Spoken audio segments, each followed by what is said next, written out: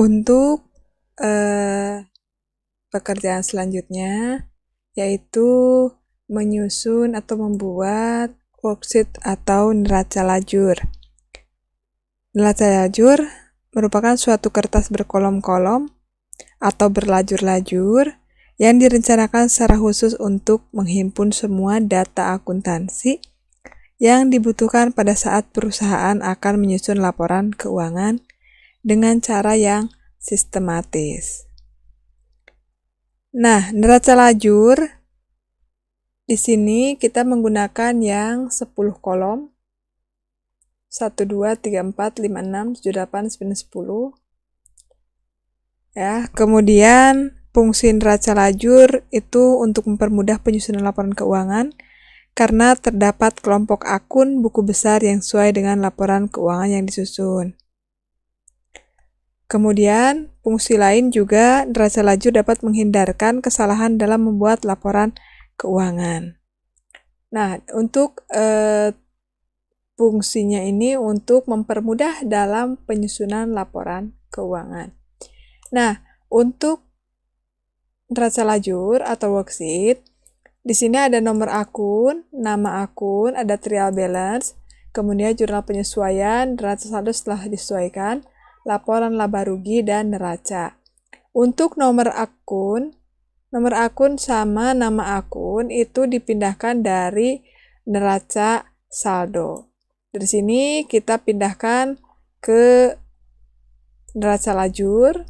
Kemudian untuk neraca saldo ini dipindahkan dari neraca saldo setelah buku besar. Kemudian untuk jurnal penyesuaian, sama juga ini dipindahkan dari jurnal penyesuaian ini kita pindahkan ke neraca lajur.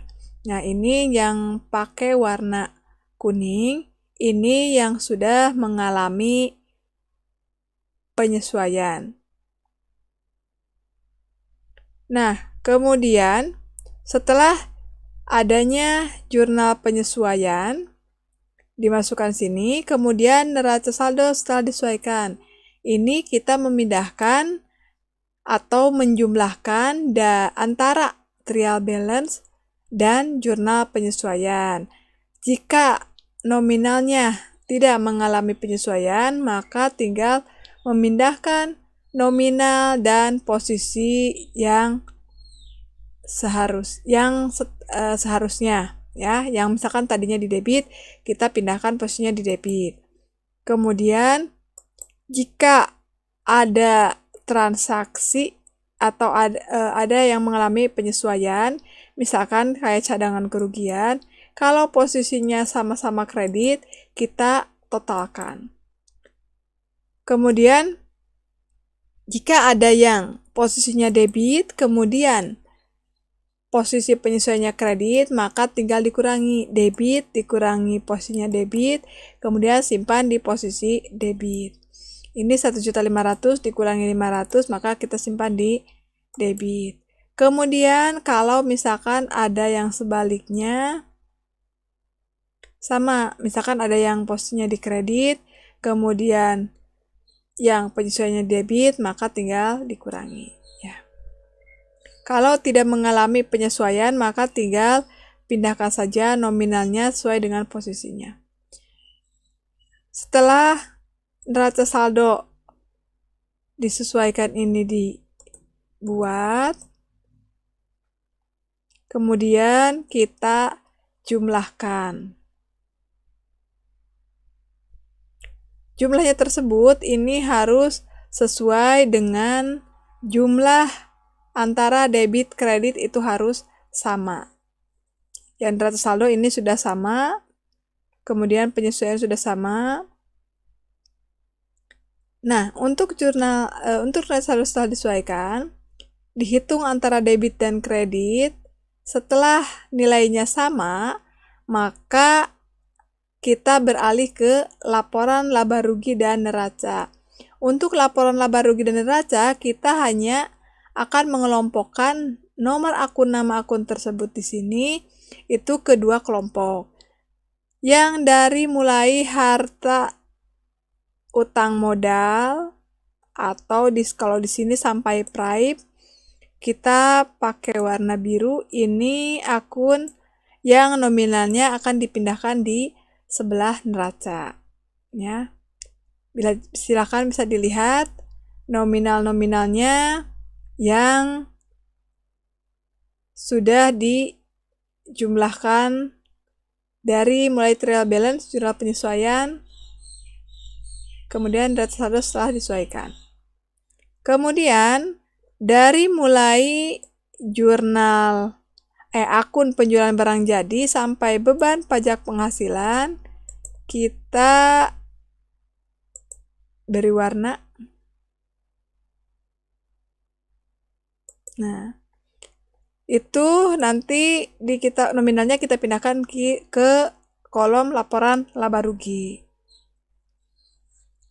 Jadi yang termasuk ke dalam kolom neraca harta utang modal, tapi atau akun real, ya, disebutnya akun real harta utang modal. Tapi untuk kolom laporan laba rugi itu akun nominal atau pendapatan dan beban. Nah, ini untuk nominal yang sudah ditotalkan tadi, dipindahkan, kemudian kita pindahkan ke laporan laba rugi. Setelah itu, dihitung dan dijumlah antara debit dan kredit itu mengalami selisih. Nah, untuk selisih sendiri di sini untuk laporan laba rugi ini selisihnya berada di posisinya di debit karena cenderung lebih besar yang kredit. Maka selisihnya kita simpan di debit, kemudian jumlah total bawahnya kita samakan. Kemudian untuk neraca, kita totalkan jumlah debit dan kredit. Kemudian di sini yang lebih besar yaitu yang posisinya debit. Yang kredit itu nilainya lebih kecil dibanding debit. Maka selisihnya kita simpan di sebelah kredit. Nah, untuk bawahnya totalnya kita samakan. Nah, untuk selisih tersebut ini ada di posisi debit dan ini ada di posisi kredit. Maka ini termasuk net profit atau laba.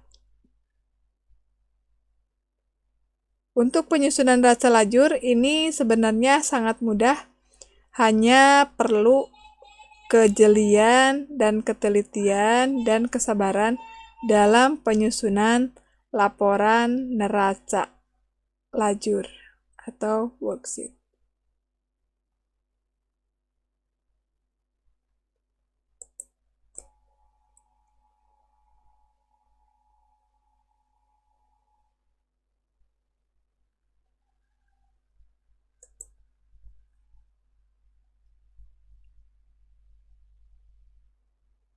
Nah, ini hasilnya 3.112.700.